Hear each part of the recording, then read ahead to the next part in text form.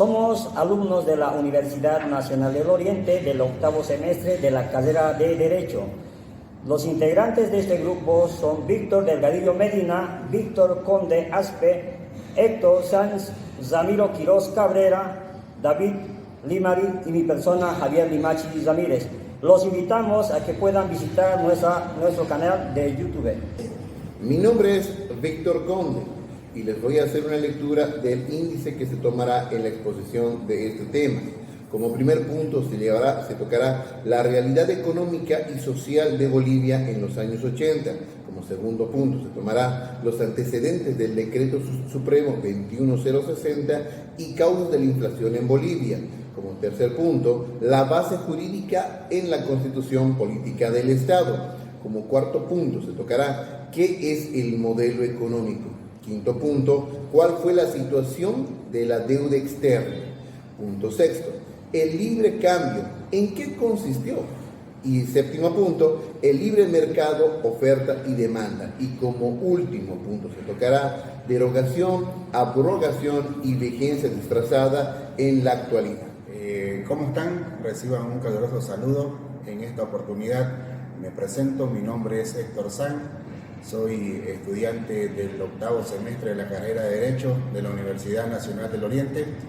En esta oportunidad queremos hacerle la mención que puedan ver este video que va dirigido a la creación del decreto 21060 que fue promulgado en el año 85 por el actual presidente en ese entonces, Víctor Paz Estenssoro.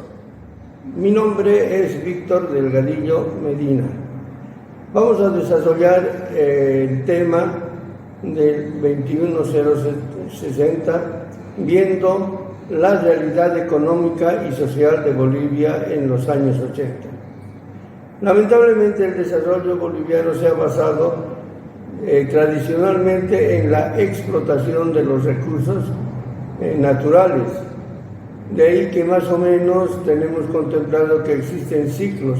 El ciclo de la plata, como sabemos muy bien, que fue la explotación de la plata del Cerro Rico de Potosí.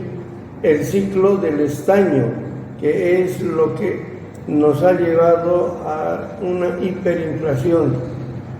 Y el ciclo de los hidrocarburos y finalmente el ciclo del litio que está en pleno proceso.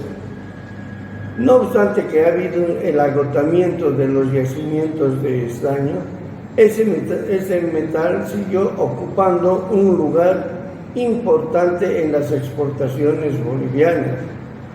La rehabilitación de las empresas productoras de estaño de la Comibol y también un desarrollo vigoroso de empresas medianas productoras de este mineral.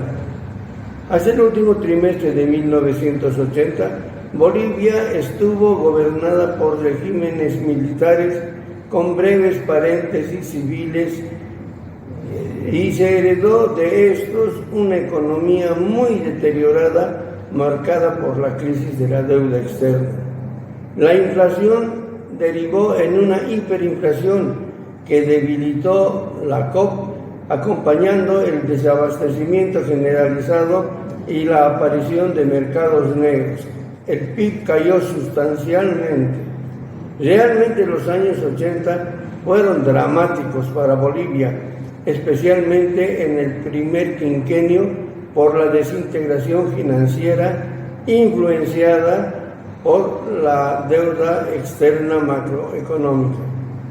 El gobierno populista de Hernán Siles Soazo, que ya había logrado la democracia o recuperado, luego de largos años de dictadura, no correspondía a una política económica, sino más bien a las corrientes populistas que daban primacía a las políticas distributivas, ocasionando desequilibrios fiscales y monetarios propiciadas por el sindicalismo tradicional. Lo que pasa es que los trabajadores, creyendo que asumiendo el poder Siles Soazo como populista, podían haber solucionado todos sus problemas, especialmente de salarios.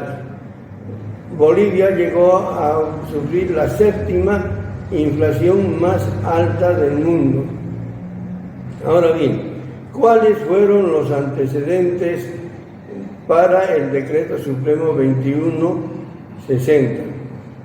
Decíamos que durante el gobierno del Siglo Suazo, ante la presión popular, se tuvo que emitir dinero sin respaldo, es decir, dinero inorgánico. Si nosotros recordamos los famosos cheques de gerencia, bien se decía que había que ir con una bolsa de dinero para traer unos 4 o 5 productos. El año 1982, Víctor Paz Estenssoro asume el poder y ante esta situación de la hiperinflación y conociendo la realidad de nuestro país, se atreve y se anima a decir: la patria se nos muere. Entonces no tuvo más remedio que lanzar el decreto 21060, que con la esperanza de dar solución a los problemas hiperinflacionarios. Y en esta situación tuvo que cerrar Comibol. Comibol tenía tantos trabajadores que se comentaba que si se les pagaba a los trabajadores sin trabajar, el Estado perdía menos. Entonces tuvo que cerrar Comibol y relocalizar a todos sus trabajadores. De cualquier manera, el 2160 tiene su base jurídica en la Constitución Política del Estado, en los artículos 1, 99 y 143, que confiere al Poder Ejecutivo facultad para definir y dirimir la política económica mediante decretos y reglamentos que deben contemplar la objetiva situación económica del Estado y corregir sus distorsiones. Ramiro Quirós, vamos a hablar de lo que es el modelo económico. Entendemos que el modelo económico es una representación simplificada de un proceso económico y sus principales usos, por ejemplo, son entender las relaciones entre variables económicas, esto con el fin de formular y comprobar hipótesis. Entre otras está el pronóstico y comportamiento del futuro de estas variables y el diseño de las políticas económicas. Cuando nos referimos al 21060, tenemos que decir que este modelo de economía era neoliberal y estadista. Es neoliberal y estadista. Es de libre mercado, es un Estado gendarme, es un Estado privatizador, es un Estado que tiene un patrón de desarrollo primario y exportador. ¿Cuál fue la situación de Bolivia en relación a la deuda externa? Entendemos como deuda externa la cantidad de dinero que nuestro Estado debe a los organismos internacionales. Sabemos bien que por el año de 1980 Bolivia asumió su primer crédito o su primer préstamo de un banco estadounidense, y tenemos que trasladarnos a lo que fue la época militar, donde lamentablemente hicieron un mal uso de estos préstamos, específicamente en el gobierno del general Banzer, cuando lamentablemente esta deuda subió en 1.000 millones más del gobierno que a él lo antecedía.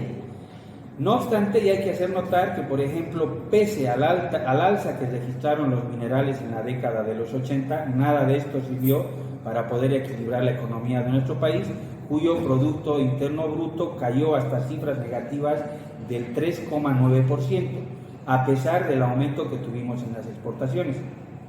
Sabemos bien que Bolivia retornó a la democracia, pero lamentablemente con una deuda externa mayor a su Producto Interno Bruto. En algunos casos, y hay que hacer notar, hemos recibido el perdón, hemos recibido la condonación y también las donaciones, por ejemplo, de países europeos. Hasta la fecha continuamos pagando lo que son los intereses de más de 2.000 millones de dólares, que es nuestra deuda externa. En cifra, en realidad equivale al 31,2% del Producto Interno Bruto de nuestro país. El libre cambio, ¿en qué consistió? El 21060 claramente indicaba como único, real y flexible el peso boliviano con relación al dólar estadounidense.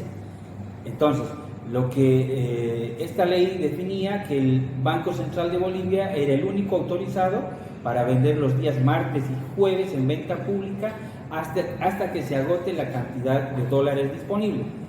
Y esto se establece previa reunión mediante el Comité de Cambio y Reservas, y todas estas operaciones estaban libres de impuestos y comisiones. En resumen, el cambio estaba regulado por un estado proteccionista mediante el Banco Central de Bolivia. Es importante notar que el artículo 39 de esta ley fue abrogado mediante Decreto Supremo 22047, pensando más en un modelo de libre mercado. Por libre mercado entendemos lo que es la oferta y la demanda. El artículo 72 de esta ley 21060 establece y determina que los precios de bienes y servicios en todo el Estado, en toda la República en ese entonces, se establecen de manera libre. Se autoriza a todos los ministerios a tomar y a realizar adquisiciones y adoptar toda medida tendente para garantizar un normal abastecimiento de artículos de primera necesidad a precios competitivos dentro de todo lo que comprende nuestro Estado. En este sistema se encuentran también los hidrocarburos, el transporte público urbano, el transporte público interdepartamental, la energía eléctrica, etc. La derogación, abrogación o en realidad lo que es la vigencia disfrazada en la actualidad. Es importante que notemos que el decreto 21060 en realidad no se puede abrogar, porque dentro de los 170 artículos que componen o que contempla esta ley, lamentablemente existe una especie de candado que impide que se derogue o abrogue esta ley. Por ejemplo, si pasaría esto, todas las empresas privadas pasarían a ser estatizadas. Sin embargo, sí se han derogado algunos artículos, como por ejemplo el artículo 55, referente a los contratos de trabajo, los mismos que ya no se pueden rescindir de forma unilateral, así como el artículo 39 que se refiere al tipo de cambio. Para terminar, tenemos que decir que en la actualidad sigue vigente el 21060 al no haber sido derogado, a excepción, obviamente, de las abrogaciones que sí se han realizado. Muy buenas tardes, soy David Limari. Culminando este trabajo, ya vamos a pasar a las conclusiones. Dentro de todo el trabajo que hemos podido realizar, ya está lo más destacable, el decreto 21060, que ha sido uno de los decretos que ha marcado nuestro país, nuestra república en ese entonces, ya con las críticas que le llegó de parte de todo a nivel internacional, siendo que ha aportado de gran manera al desarrollo de nuestro país, pero también hubo consecuencias. Una consecuencia dramática fue todo el despido de Comibol, de las empresas mineras. Y otro desacierto en esa ley fue que se dejó a un lado a todo el sector campesino. Fue una de las consecuencias que bastante produjo daños posteriores a la economía del país, pero más fue los beneficios que brindó esta ley, este decreto 21060, porque pudo frenar en menos de 8 meses, ya en seco, ya toda la hiperinflación, esa palabra que hizo bastante mal, se desarrolló.